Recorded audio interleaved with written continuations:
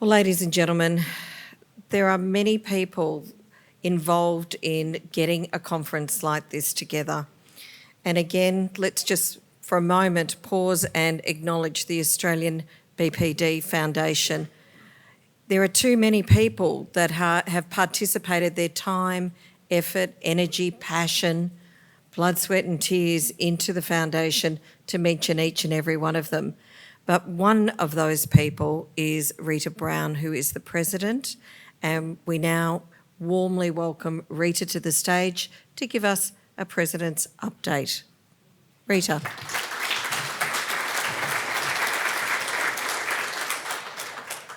Hi everyone. Firstly, I wish to acknowledge the Wurundjeri peoples of the Kulin Nation, the traditional owners of the land on which we meet, on which we're gathering today, and pay our respect to their elders past, present and emerging. Thank you, Dee, and thank you to Ron Jones for your warm welcome to country, and also to Martin Foley for his strong message of support and hope for a better future for all those affected by BPD, and also for opening our conference this morning. I'd like to extend a very warm welcome to those of you who have travelled from interstate to be here today. We actually have someone from each state and territory except for the Northern Territory, so there's obviously still some work to do. For those who are new to a day like today, what is the Australian BPD Foundation? So we're a group of volunteers with lived experience, people that support them, carers, and also clinicians, working towards the fulfilment of a broad vision that everyone affected by BPD will be able to access the supports and services needed to live a life worth living. We dream that people affected by BPD are treated with respect and that there's no longer discrimination within mental health services based on a diagnosis, that people are seen as themselves and not merely their diagnosis, that all of us accept the challenge of raising awareness and knowledge about BPD, that we all have a task to become the champions for BPD, for people with lived experience and carers within our workplaces, friendships and communities. There's some big dreams and it takes time. I do feel that change is happening. I would like to see it happening faster, but there's a reality check here, so we keep plugging along. In the last 12 months, we've been involved in the Victorian Royal Commission into Mental Health, the Productivity Commission and the Aged Care Royal Commission, as there's greater awareness of the impact of that diagnosis called BPD in the aged care community. The Productivity Commission, as Martin stated, has released its draft report. My initial thoughts about the report is that it lacks the vision and analysis required to achieve the mental health system we really need. It appears to support the biomedical model and fails to understand the importance of a relational approach to recovery. Ideally, we need a sector which is compassionate, inclusive, safe, fair, and not to forget, properly funded. Still much to do, and I feel that it's vital that we speak with one voice that brings together the lived experience voices of people with BPD, their families, carers, with that of clinicians. As the first step in this process, the Foundation held a forum on Wednesday this week, chaired by Rita Brown, and started conversations to work towards a national policy. We'll have a panel about those discussions later today. With funding from the National Mental Health Commission, we've completed stage 1 of a 4-stage national training strategy. This was a series of 6 webinars and the establishment of a virtual library. We attracted nearly 16,000 registrations from across Australia. The past webinars are available on our website. Stage 2, an e-learning program developed in partnership with Project DARE from New South Wales, was launched in April. We are currently working with Spectrum to roll out Stage 3 early in 2020. Stage 3 is a series of intensive core skills workshops to be held around Australia and 2 train the trainer workshops to enable this training to have a further reach back into workplaces. Part of the challenges of training, and we're well aware, is the actual transference into practice of the knowledge gained. So stage 4 is ongoing supervision for the life of the project for participants. If you're interested, you can sign the expression of interest form that's on our table next door.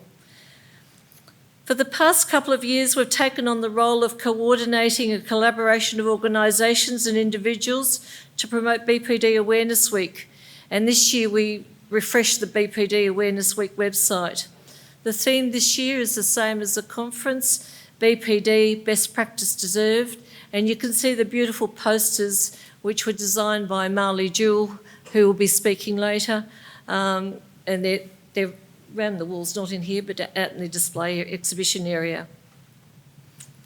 We distribute a monthly e-bulletin which provides resources and information about various educational events and trainings, and a quarterly newsletter, the BPD Advocate, to nearly 1,500 subscribers. So we've nearly doubled our number of subscribers in the last 12 months, and this is pretty well all voluntary effort.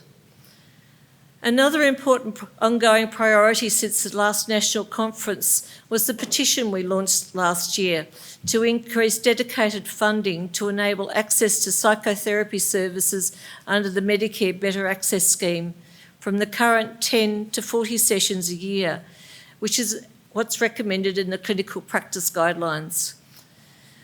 We have an extremely ambitious goal of attaining 200,000 signatures. This is a conservative estimated number of people in the population who are living with BPD and where their quality of life has potentially been drastically impacted by the inability to access appropriate, timely interventions, not only in our cities, but also in rural and regional areas. And the situation is potentially more critical for our First Nations people, wherever they may be living. We've been active on the political front and had hoped to be able to present our petition done to date by the time of this conference to the Federal Minister, Greg Hunt. This hasn't come to pass, but hope to do so shortly. We have contacted key federal MPs and senators asking for their support and setting up meetings. As soon as Minister Hunt receives the petition, we will be contacting every single one of the federal parliamentarians to support this request, and also the state and territory ministers.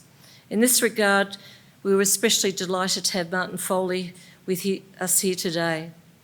If there's anyone in the room who's not signed the petition to date, please do so in the break. We've got petitions and I'm sure they'll be floating around. We have a range of resources, including copies of the National Health and Medical Research Council clinical guidelines for the management of BPD, which we encourage you to take a copy and also a copy to give to your colleagues. We do acknowledge that this was done in 2012, but it's still a world-class guideline, and I think one of the issues is that there hasn't actually been broad implementation across services.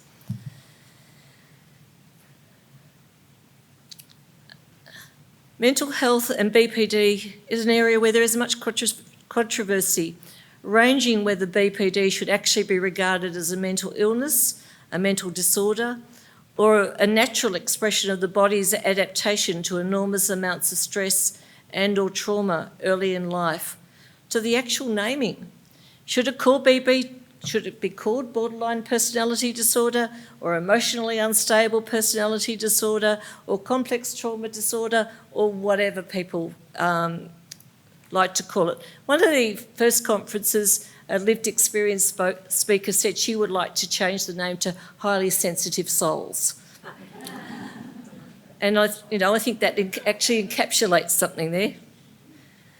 Everyone's interpretation is valid to them, and emotions often are frequently intense. I ask you today to try and to be open to some of the differing viewpoints you will hear. I feel events such as this conference are a celebration of the diversity and an opportunity for us all to learn from one another and standing together support each other to talk about BPD and what needs to be done to ensure that everyone is able to access the support they need when they need it.